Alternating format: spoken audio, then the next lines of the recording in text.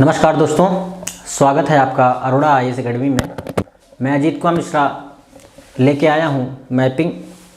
लेकिन mapping series start करने से पहले हमने इसके पहले के लेक्चर इंट्रोडक्शन में जो देखा था उसमें यही देखा था कि कैसे कैसे रोड मैप लेके चलेंगे। तो हम मैपिंग स्टार्ट करेंगे, लेकिन उसके पहले कुछ बेसिक बातें बता देना चाहते हैं आपके लिए। बेसिक बात है कि आप लोग कैसे जो है यूपीएससी में स्टेट एग्ज़ाम में नंबर को अपने इंक्रीज कर सकते हैं। स्पेशली आप यूपीएससी में कैसे 125 प्लस नंबर ला सकते हैं। जी हाँ, 125 प्लस, क्योंकि मेरे आए हुए हैं 125 प्लस में, इसलिए मैं बता रहा हूँ। जीएस में मेरे 128 नंबर थे। तो वही चीज़, उसकी थोड़ी जो छोटी छोटी बातें रही हैं मेरी, मैं यहाँ पे शेयर करना चाहता हूँ। मैं सोच रहा हूँ कि जो ज्योग्राफी बतानी है हमको, उसके पहले एक बार इसको बता दिया जाए, ठीक। तो उसमें सबसे पहला पार्ट देखिए कि 128 नंबर कोई हवा में तो आ नहीं सकते हैं। आप भी जानते हैं, हम भी जानते हैं, तो उसके लिए पढ़ना पड़ेगा। पढ़ते सभी हैं। अच्छा एक बात बताइए, polity, history, geography, economy, ecology, science सब पढ़ के जाते हैं। करंट पढ़ के सब जाते हैं, लेकिन इम्प्लीमेंट कितने लोग कर पाते हैं? इम्प्लीमेंट का मतलब ये होता है कि अगर पूरी तरह से नॉलेज से ही सिलेक्शन हो जाता तो सबका हो जाता। 8 से 10,000 बच्चे सिलेक्ट होते हैं इसके बीच में, तो उनका तो मतलब वो अलग ही, फिर वो तो आउट ऑफ द रेंज थे। सबका होता, करीब 4-5 लाख बच्चे बैठते हैं, 10 लाख फॉर्म डालते हैं, तो उन सबका होना चाहिए था, लेकिन ऐसा नहीं है। सबसे पहली चीज़ आपको इसके लिए क्या करनी है कि आपके कैसे 125 प्लस आएंगे। सबसे पहला काम ये कि आपका सिलेबस के अकॉर्डिंग, सबसे पहले ये कि जो सिलेबस है आपका वो कंप्लीट होना चाहिए। क्या होना चाहिए? सिलेबस, ठीक है। सबसे पहले सिलेबस कंप्लीट हो। सिलेबस के अकॉर्डिंग आपने पूरी पढ़ाई कर ली, ठीक है, कोई बात नहीं। पहली चीज़, सिलेबस के अकॉर्डिंग पूरी पढ़ाई करें आप, ठीक। दूसरी चीज़ ये कि जो आप बुक्स प्रेफर कर रहे हैं, उस बुक्स के क्रिप्स नोट्स, मतलब फास्टेस्ट रिवीजन नोट, जैसे फास्टेस्ट रिवीजन नोट्स आपके पास होने चाहिए। मतलब ये कि जैसे मान लीजिए आपने कोई रणनीति बनाई, सपोज दैट पेपर है 5 जून को या 10 जून को, जब भी पेपर है, ठीक है। तो अब कम से कम ये मान के चलिए आपके पास ऐसी नोट्स होनी चाहिए कि आप उसको विद इन 8 से 10 आवर के अंदर बिफोर द प्रीलिम 1 मंथ, अगर प्रीलिम 5 जून को है तो 5 मई को आपके पास ऐसे नोट्स तैयार होने चाहिए कि आप उसको 7 से 8 घंटे में तैयार कर सको। पहली चीज देखिए, रिवीजन मतलब कि जो नोट्स है आपका वो ही की पॉइंट है, ये याद रखिएगा। जो क्रिप्स नोट्स हैं, मतलब कि जैसे कोई बुक है बनाई आपने, तो उस बुक का क्रिप्स होना ही चाहिए।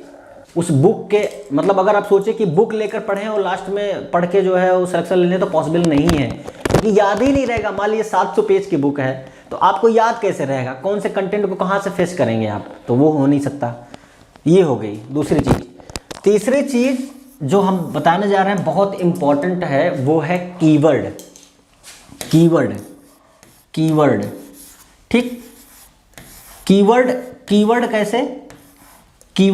देखिए, कीवर्ड का मतलब ये होता है कि पहला हो गया सिलेबस। आपको पूरी जानकारी आपके सिलेबस की होनी चाहिए, क्योंकि वास्तविकता यही है कि आज के टाइम में सिलेबस किसी को नहीं पता। पढ़ सब रहे हैं, लेकिन सिलेबस किसी को नहीं पता होता है। दूसरा, आप जो भी बुक लें आप, या जो भी कुछ लें, उसके क्रिप्स नोट्स होने चाहिए आपके पास।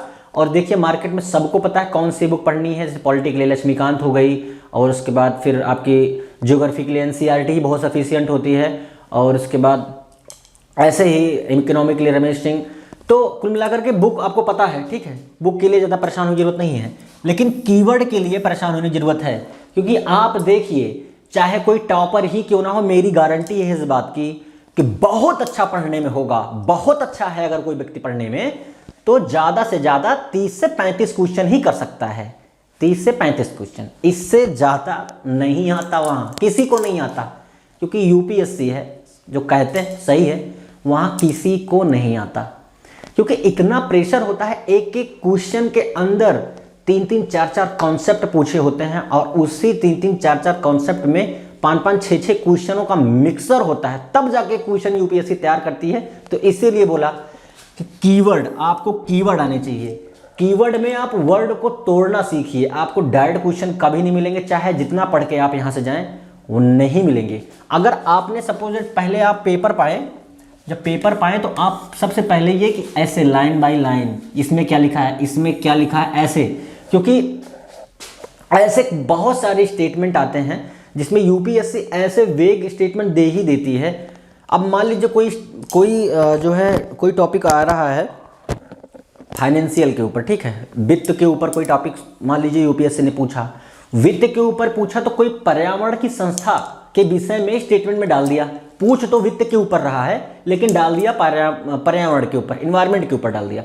तो आप सोचो कि मतलब जो क्वेश्चन वो पूछ रहा है, जो आंसर में दे रहा है, उसका कोई मैच ही नहीं है। और इस बात की मैं गारंटी देता हूं, आप उठाइए पेन और पेपर, प्रीवियस ईयर के क्वेश्चन पेपर उठाइए और मैच कराइए, कम से कम 35 से 40 क्वेश्चन आपको ऐसे मिल जाएंगे जिसमें आप 50 पहुंच जाएंगे। मतलब देखते ही क्वेश्चन के ऑप्शन को एलिमिनेट कर देंगे कि हाँ ये तो नहीं हो सकता है, इसकी संभावनाएं बिल्कुल नहीं है, ये नहीं होगा। 50-50 पहुंच सकते हैं, हाँ उसमें मैं मान सकता हूं कि जब 50-50 पहुंच गए तो ज़्यादा से ज़्यादा चांसेस होते हैं कि सही हो जाए। ठीक है, मैं मानता हूँ वो कुछ किसी की बदकिस्मती हो कि ना सही हो और जो है ना निकले, लेकिन ऐसा होता है। तो अगर आपने थोड़ी सी भी मेहनत कर रखी है तो पहली चीज़ सिलेबस अगर कंप्लीट है आपका, बुक पढ़ी आपने, स्टैंडर्ड 5-6 सब्जेक्ट हैं उनकी अच्छे से बुक पढ़ ली। उस बुक पढ़ने का मतलब ये 3-4 रीडिंग ली, उसके बाद उसके क्रिप्स नोट्स बना लिए, उसी को बार बार रिवीजन करके आप पहुंच गए कीवर्ड पे। आप जब प्रीवियस ईयर के क्वेश्चन पेपर पे आएंगे तो कीवर्ड पकड़ लिए कि कीवर्ड मतलब क्या होता है। कीवर्ड का मतलब ये होता है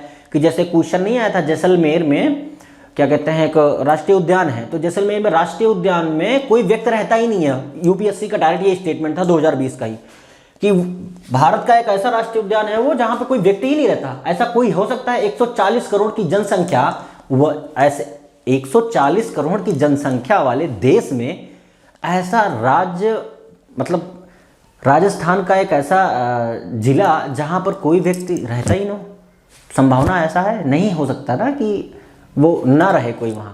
हाँ हो सकता है कि कम हो लेकिन रहेंगे 100%, ये सत्य है।